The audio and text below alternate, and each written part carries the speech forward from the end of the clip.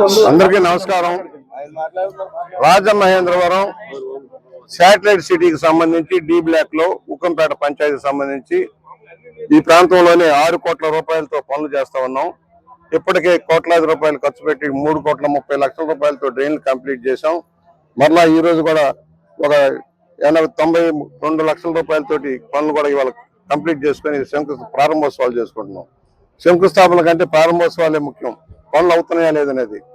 ఆర్థికంగా కొన్ని ఇబ్బందులు ఉన్నా కూడా ఏ విధంగా ఈ శాటిలైట్ సిటీ అనేది పేద మధ్యతరగతి వారు పునరావాసంగా ఇక్కడికి వచ్చిన వాళ్ళు ఇక్కడ కొన్ని సమస్యల పరిష్కారం కోసం చేస్తున్నాం. మెయిన్ రోడ్డు చేయాల్సిన అవసరం ఉంది. నిధులు సమీకరించి మెయిన్ రోడ్డు కూడా రాజమండ్రి నగరానికి ధీటుగా రోడ్లు కూడా సిమెంట్ రోడ్లు వేయాలనే ఆలోచన మేము కార్యాచరణ తీసుకున్నాం.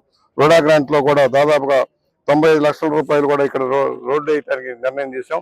త్వరలో అది కూడా మొదలు పెట్టేసి ఒక రోల్ మోడల్ గా ఏదైతే పునరావాస కేంద్రాలు రోల్ మోడల్ గా ఎలా ఉండాలనుకుంటున్నామో ఇవాళ ఆ విధంగా చేస్తూ ఉన్నాం. శాటిలైట్ సిటీ ABCD బ్లాక్లు అంతా పేద మధ్య తరగతి వారు రోజువారీ వృత్తుల మీద ఆధారపడ్డ వాళ్ళు ఉండే ప్రాంతం. అలాగే వరలక్ష్మి కాలనీ రోజువారీ నగరానికి వెళ్ళొచ్చే వాళ్ళు. ఇవాళ ఉక్కంపేట పంచాయతీలో ఆర్థికంగా కొన్ని ఇబ్బందులు ఉన్నా కూడా ఈ భారీ ఎత్తున కార్యక్రమాలు అమలు చేస్తున్నాం. వృత్తి కల్పించాల్సిన అవసరం ఉంది. ఇక్కడ కొన్ని సమస్యలు కూడా ఉన్నాయి. ఒకటి మసీదుకు సంబంధించిన సమస్య ఉంది, శ్మశానానికి సంబంధించిన సమస్య ఉంది. ఇవి కూడా కంప్లీట్ చేస్తాం. త్వరలోనే డ్రైనేజీ అవుట్లెట్లు లేవు. అవుట్లెట్ లేదు. ప్రధానమైనది ఈ మధ్య భారీ ఎత్తున అవుట్లెట్ తీసుకెళ్ళగానే అక్కడ ఆగిపోయింది. లేఅవుట్ దారులు పూడ్చుకుంటూ వెళ్ళిపోయారు. దాన్ని కూడా క్లియర్ చేసి పాత బొమ్మూరు మీదుగా తీసుకువెళ్ళి drain main road national highway దగ్గరగా తీసుకెళ్లి కలవట్లో కలపాల్సిన అవసరం ఉంది. అది పెద్ద ప్రాజెక్ట్. దాదాపు 2-3 కోట్ల రూపాయలు అయితే కానీ ఆ డ్రైన్ కాదు. దాని మీద కూడా వర్కౌట్ చేసి పుష్కరాల నాటికి ఈ ప్రాంతం నుంచి ఒకటి పక్కనే ఉన్న చెరువు ఉంది, పిట్లవాని చెరువు ఉంది. ఆ చెరువు ఆక్రమణకు గురైంది. ఆక్రమణని తీయాల్సిన అవసరం ఉంది. పిట్లవాని చెరువు నుంచి కాటనగారి దగ్గర నుంచి సమయం నుంచి ఉన్న డ్రైన్ పూర్తి చేసుకుంటూ వెళ్ళిపోయారు.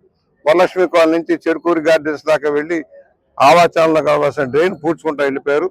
త్వరలోనే దాన్ని సర్వే చేయించి ఒక పెద్ద కాలం, ఎందుకంటే పుణ్యక్షేత్రం నుంచి వచ్చే నీరు శాటిలైట్ సిటీ నీరంతా కూడా ఈ ప్రాంతం అంతా డెవలప్మెంట్ కావాలంటే డ్రైన్ చేయాలి. డ్రైన్ చేసి ముంపు నుంచి కనుక క్లియర్ చేస్తే ఈ ప్రాంతం గ్రోత్ కారిడార్ వస్తుంది. GPR హౌసింగ్ కానీ ఆ విధంగా అక్కడ 2-3 లేఅవుట్లు ఉన్నాయి, పెద్ద భారీ లేఅవుట్లు. అలాగే పాత బొమ్మూరు నుంచి వచ్చే రోడ్డు కూడా వెడల్పు చేయాలి. మాస్టర్ ప్లాన్ రోడ్లో ఇవాళ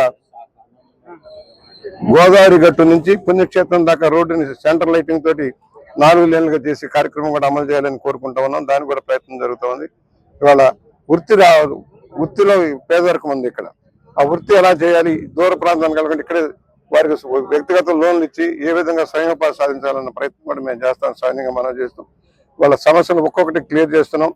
రాజు గారు ఆయన సొంత డబ్బులు వెచ్చించి ఉపాధ్యాయులతో కలిసి ఈ చక్కటి వాతావరణం ఏర్పాటు చేశారు. శాటిలైట్ సిటీలో ఈ పాఠశాల కాంపౌండ్ కావాలి, ఇమీడియట్గా కాంపౌండ్ శాంక్షన్ ఇస్తాము.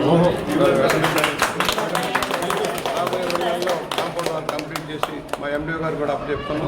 ఎంత అయితే ఎస్టిమేట్ చేసి ఇమీడియట్గా చేస్తారు. టాయిలెట్లు బాగానే ఉన్నాయి.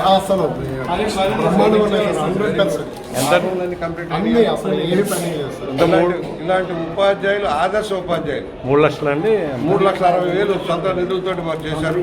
ఇలాంటి ఆదర్శ ఉపాధ్యాయులు అలాంటి వాళ్ళకే రాష్ట్ర ప్రభుత్వం గుర్తించాల్సిన అవసరం ఉంటుంది. ఇలాంటి ఉపాధ్యాయులు అవసరం. ఇవాళ 94 మంది పిల్లలు ఉన్నారు. ఉపాధ్యాయులు కొరత లేదు.